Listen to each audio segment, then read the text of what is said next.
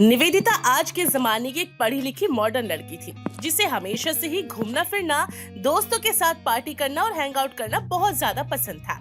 उसे घर के कामों में जरा भी दिलचस्पी नहीं थी।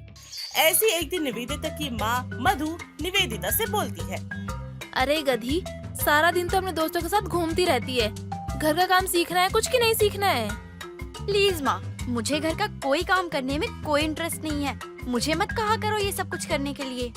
कल को जब तू अपने ससुराल जाएगी ना, तब तुझे याद आएगी तेरी माँ। कहेगी माँ होती तो मेरे हिस्से का काम कर देती, निकम्मी कहीं की। तो ठीक है ना माँ, आप मुझे दहेज में एक नौकर दे देना जो मेरे घर का सारा काम कर देगा। हाँ, नौकर तो तेरे बुआ के बेटे लग रहे हैं ना, जो तुझे दे दूं उठाकर। अरे नासपीटी, घर का काम नहीं सीखना तो मत सीख, लेकिन कम से कम खाना बनाना तो सीख ले नासपीटी। इतना तो कर सकती है ना। खाना बनाना, वो भी मेरे बस की नहीं माँ, प्लीज मुझसे नहीं होगा ये सब। अरे काम ना काज की, दुश्मन अनाज की, थोड़ा बहुत जानकारी ही ले ले कि कैसे बनता है खाना। इतना तो पता कर ले कि आलू प्याज क्या होता है, मसाले कौन कौन से होते हैं। इतना तो मालूम कर ही सकती है ना तू। अच्छा ठीक है, मान लेती हूँ आपकी बात। तो ठीक है, कल से तू मेरे साथ 1 घंटे रसोई में रहेगी। मैं तुझे बताऊंगी खाना कैसे बनता है और तू वैसे ही बनाएगी। 1 घंटा? माँ ये तो बहुत ज्यादा है। 1 घंटे में तो मैं बहुत कुछ कर सकती हूँ। अरे जितना कहा है तू सिर्फ उतना कर, ज्यादा जुबान मत चला। क्या पता कल जाके तुम्हें नाक कटवा दे अपने ससुराल में। तेरी सास तो मुझे गालियाँ देगी फिर। माँ तो नाक ही तो कटेगी, आप टेंशन मत लो। मेरे पास बहुत पैसा है, मैं आपकी सर्जरी से नई नाक लगवा दूंगी। आजकल प्लास्टिक सर्जरी तो कहीं भी हो जाता है। अरे करमजली निकम्मी औलाद, मन तो कर रहा है ना कि चप्पल ही चप्पल मारो भिगो भिगो के। बड़ी आई मेरे नाक की प्लास्टिक सर्जरी कराने वाली। और मान के चल मेरी नाक कट गई तो तू इतने पैसे कहाँ से लाएगी? अंबानी की पोती लग रही है ना तू। यानी कि माँ आप अपनी नाक कटवाने के लिए तैयार है? तो कोई बात नहीं, प्लास्टिक हम घर से ही ले जाएंगे और डॉक्टर को बोल देंगे बस सर्जरी कर दे आपकी। और फिर तो सर्जरी के ही पैसे देने पड़ेंगे, क्योंकि प्लास्टिक तो हमारा खुद का होगा ना। निवेदिता की बात सुनकर निवेदिता और उसकी माँ दोनों ही हंसने लग जाते हैं। ऐसे ही मधु हर दिन निवेदिता को अपने साथ रसोई में खड़ा करके उसे खाना बनाने की जानकारी देना शुरू करती है। अब निवेदिता इस लायक तो हो जाती है कि अगर मजबूरी में कभी उसे खाना बनाना पड़े तो वो थोड़ा बहुत खाना बना सकती थी। दिन गुजरते हैं और निवेदिता की शादी विद्युत नाम के अच्छे लड़के से हो जाती है। विद्युत का अच्छा खासा बड़ा घर था, जहाँ पर कई सारे नौकर चाकर थे। लेकिन विद्युत की माँ यानी कि निवेदिता की सास सीमा को खाना हमेशा अपने हाथों का बना हुआ ही पसंद आता था। यानी कि वो किसी भी नौकर से कभी खाना नहीं बनवाया करती थी। और अब निवेदिता के आने के बाद से सीमा को यही उम्मीद थी कि घर में खाना उसकी बहू ही बनाएगी। ऐसी एक शाम सीमा निवेदिता से बोलती है, देख बहू, मैं तुझसे एक बात कहना चाहती हूँ। जी माँ जी, कहिए क्या बात है? मैंने ये बताना चाहती हूँ कि हमारे घर में 10 नौकर हैं काम करने के लिए, लेकिन रसोई का खाना पीना और सारी चीजें तुम्हें ही देखनी पड़ेगी। मुझे नहीं पसंद है कोई भी नौकर रसोई में जाए या किसी भी बर्तन को वो छुए, मुझे बिल्कुल भी पसंद नहीं है। जी ठीक है माँ जी, मैं समझ गई। बिल्कुल सही। अगर तुम्हें किसी भी तरीके की मदद चाहिए हो ना, तो मुझे बोलियो और किसी को नहीं। मैं मदद कर दूंगी, लेकिन खाना तो तुम ही बनाओगी। हे भगवान, मैंने तो सोचा था कि इतने सारे नौकर हैं, खाना क्या मुझे तो चम्मच भी उठाना नहीं पड़ेगा, लेकिन यहाँ तो सब गोल मटोल हो रहा है मेरे साथ। क्या बात है बहू, क्या सोचने लग रही है तू? जी कुछ नहीं माँ जी, कुछ भी नहीं सोच रही। तो फिर जा ना, सोच क्यों रही है इतना? एक काम कर, सबसे पहले ना मटर पनीर की सब्जी बना दे और चावल और रोटी, ये सब कुछ तू बना लियो, ठीक है? इतना सब कुछ बनाना है? अरे ज्यादा कहाँ है? अरे पता है तुझे, हमारे घर में ना वैसे तो दिन में ना 2 सब्जियां बनती है। आज तो मैंने तुझे मटर पनीर बनाने को कहा है, वही ठीक है, जा जाके बना ले। ठीक है माँ जी, मैं जाकर बनाना शुरू करती हूँ। और मैडम याद है ना, कोई रसोई में नौकर नहीं जाएगा वहाँ पर, ये याद रखियो। जी माँ जी, मैं बिल्कुल याद रखूंगी, कुछ नहीं भूलूंगी, आप चिंता मत करिए। निवेदिता रसोई में जाती है और इधर उधर देखने लगती है। ये पहले तो बेचारी को कुछ भी समझ नहीं आता कि वो क्या और कैसे करे, लेकिन फिर वो अपनी माँ के बताए अनुसार धीरे धीरे मटर पनीर, चावल और रोटियां बनाना शुरू करती है। 2 घंटे की मेहनत के बाद आखिरकार वो सारा खाना बनाकर तैयार कर देती है और खाने की टेबल पर लगा देती है। सीमा और विद्युत दोनों ही गर्मा गर्म खाने के लिए तैयार बैठे होते हैं। निवेदिता अपने हाथों से उन्हें खाना परोसती है और विद्युत खाने का पहला चम्मच चखते ही बोलता है, ओ तेरी, खाना तो सच में बहुत ही अच्छा बनाया तुमने। मजा आ रहा है खाकर। अच्छा है, स्वाद भी लाजवाब है। सच में बहू, तेरे हाथों में तो बड़ा स्वाद है। अरे खाने में तो तूने जान डाल दी है। इतना बढ़िया खाना बनाया तूने तो। बस ऐसे ही माँ जी, थोड़ा बहुत ठीक ठाक बना ही लेती हूँ। अरे ठीक ठाक नहीं, बहुत ही अच्छा खाना बनाती हो तुम। सच में खाकर मजा आ रहा है। अच्छा एक काम करो, मुझे ना और दे दो, क्योंकि आज तो मैं पेट भर के खाने वाला हूँ। जी लीजिए ना। चलो, एक बात की तो चिंता मैं मुक्त हुई कि खाना बहू बनाएगी तो अच्छा ही बनाएगी, बेकार नहीं बनाएगी।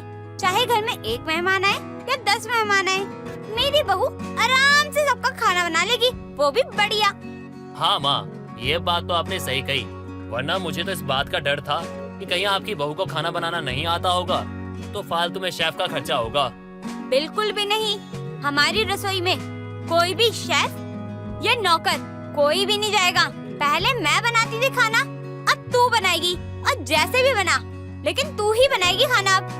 पता नहीं इनको मेरे हाथ का खाना इतना अच्छा कैसे लग गया। भगवान बस आगे भी मुझ पे अपनी कृपा ऐसे ही बनाए रखना, जैसे आज बना रखी है आपने। कहीं खाने की वजह से मेरी बनी बनाई इज्जत मिट्टी में ना मिल जाए। दिन गुजरते जाते हैं। अब हर दिन निवेदिता को सीमा और विद्युत की उनकी पसंद की अलग अलग डिशेस बनानी पड़ती, जिस वजह से निवेदिता को अब खाना बनाने में बिल्कुल भी मजा नहीं आता। उसे खाना बनाना सबसे बड़ा बोरिंग काम लगने लगा था। जैसे तैसे करके वो खुद को खाना बनाने के लिए बचाती रहती, लेकिन फिर भी सीमा जोर जबरदस्ती करके निवेदिता से खाना बनवा ही लिया करती। ऐसे एक दिन निवेदिता अपने कमरे में बैठी खुद से बोलती है, कहाँ फंस गई मैं। मुझे ये खाना बनाना बिल्कुल भी पसंद नहीं है। कितनी अच्छी जिंदगी थी मेरी, घूमना फिरना मौज मस्ती करना। काश ऐसा होता जिससे मुझे बस बटन दबाना पड़ता और खाना बनकर तैयार हो जाता। ऐसे खुद से बड़बड़ाते हुए निवेदिता अपने फोन में यूट्यूब चलाने लगती है। तभी से यूट्यूब पर एक AI डिवाइस का वीडियो आ जाता है, जिसमें खाना खुद से बनकर तैयार हो जाता है और हाथों का इस्तेमाल भी नहीं करना पड़ता। निवेदिता जल्दी से उस AI डिवाइस की वीडियो को ओपन करके देखने लगती है और पूरी वीडियो देखने के बाद निवेदिता खुद से बोलती है, लगता है अभी भी मेरी एक आखिरी उम्मीद बची है। अब तो मैं AI से खाना बनाया करूँगी। जल्दी से इस AI को ऑर्डर कर लेती हूँ और फिर मुझे खाना अपने हाथों से बनाना ही नहीं पड़ेगा। सारा खाना AI बना दिया करेगा। और वैसे भी माँ जी ने नौकरों को अंदर आने के लिए मना किया है ना, मशीनों को थोड़ी। अपनी तो निकल पड़ी। इतना कहकर निवेदिता जल्दी से AI को ऑर्डर कर देती है और एक हफ्ते के अंदर ही उसका AI वाला डिवाइस घर पर डिलीवर हो जाता है। सबकी नजरों से छुपाते हुए निवेदिता AI को जल्दी से रसोई में ले जाती है और उसके सारे इंस्ट्रक्शंस को फॉलो करने लगती है। रात के समय निवेदिता सभी के लिए पालक पनीर, चावल, मटर मशरूम की सब्जी, ऐसी ही सब्जियां AI की मदद से बना लेती है। गर्मा गर्म फुलके अपने हाथों से सेक लेती है। खाने में इतना सब कुछ देखकर विद्युत और सीमा बहुत खुश हो जाते हैं और सीमा बोलती है, अरे बहू, क्या बात है, आज तो तूने खाना जल्दी भी बना लिया और इतना सब कुछ तूने अकेले बना लिया। बहुत बढ़िया बहू। जी बस ऐसे ही। आप खाकर बताइए ना खाना कैसा बना है। बहुत ही अच्छा बनाया तुमने। एक बात कहूँगा, खाना तो लाजवाब बनाती हो तुम। पर बहू, मुझे आज ना खाना ना थोड़ा सा अलग लग रहा है। अरे मतलब मेरा कहने का है कि इसमें ना स्वाद अलग आ रहा है। जैसे ना हर चीज तूने ना नाप के डाली हो। ना 1% नमक कम है, ना 1% मिर्ची ज्यादा है, ना ऊपर नीचे कुछ भी नहीं है, सब बराबर है। AI ने तो कमाल ही कर दिया, धोती को रुमाल ही कर दिया। सबको खाना पसंद आ गया, यानी मेरा पैसा पानी में तो नहीं गया। अरे बहू, क्या बोल रही है, जरा जोर से तो बोल। कुछ नहीं माँ जी, मैं बहुत खुश हूँ कि आप लोगों को खाना पसंद आया। मेरी मेहनत सफल हो गई माँ जी। भगवान को शुक्रिया अदा कर रही थी इसी बात का। अरे बहू, खाने के मामले में ना तुझसे ना कोई भी नहीं जीत सकता।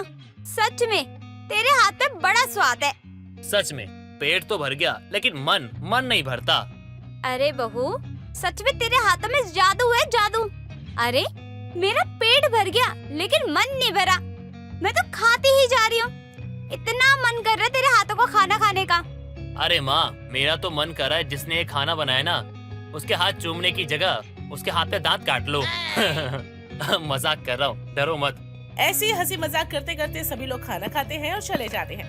दिन गुजरते जाते हैं। अब जब से निवेदिता के जीवन में एआई आया था, तब से निवेदिता को खाना बनाना बहुत अच्छा लगने लगा था। उसे तो मानो खाने से प्यार ही हो गया था। अब हर दिन निवेदिता अपने सास और पति के लिए तरह तरह की सब्जियां बनाने लगी। अभी तक विद्युत और सीमा को इस बात का पता नहीं था। चावल और रोटी तो निवेदिता के हाथों की ही बनी थी, लेकिन सब्जियां बहुत सारी जो थी वो एआई की मदद से बनी हुई थी। अब क्योंकि सब्जियां मशीन में बन रही थी, तो ज्यादातर सभी सब्जियों का स्वाद एक जैसे ही हुआ करता। ऐसे एक दिन निवेदिता एआई डिवाइस पर खाना बना रही थी कि तभी सामने से चलकर आती हुई उसकी सास उसे नजर आती है। वो जल्दी से अपने एआई को छुपाने लगती है और तभी सीमा बोलती है, अरे बहू क्या हो गया? तेरे चेहरे के तोते क्यों उड़ रखे हैं? अरे ऐसा लग रहा है तेरी कोई चोरी पकड़ी गई है।